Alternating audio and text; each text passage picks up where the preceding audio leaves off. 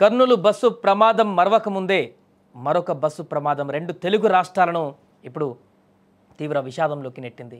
ఈరోజు ఉదయం రంగారెడ్డి జిల్లా చేవెళ్ల దగ్గర జరిగినటువంటి ఈ యొక్క బస్సు ప్రమాదంలో ఇప్పటివరకు 20 మంది వరకు చనిపోయినట్టు తెలుస్తుంది. ఆర్టీసీ బస్సు టిప్పర్ల ఢీకొని ఈ యొక్క ప్రమాదం సంభవించింది.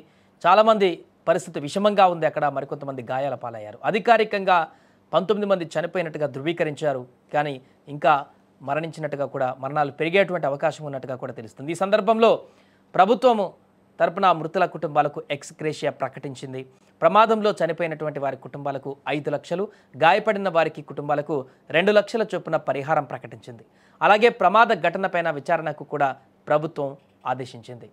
ఇక మరోవైపు చేవెళ్ల బస్సు ప్రమాదంపైన ప్రధాని మోదీ కూడా దిగ్భ్రాంతి వ్యక్తం చేశారు. ప్రమాదంలో 25 మంది వరకు ప్రయాణికులు చనిపోయారన్నటువంటి వార్త తనను తీవ్రంగా కలిచివేసిందన్నారు.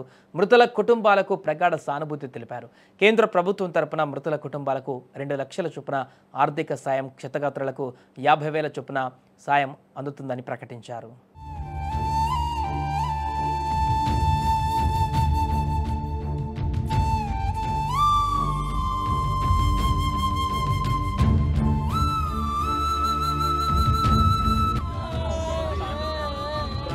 బయటపడ్డారు.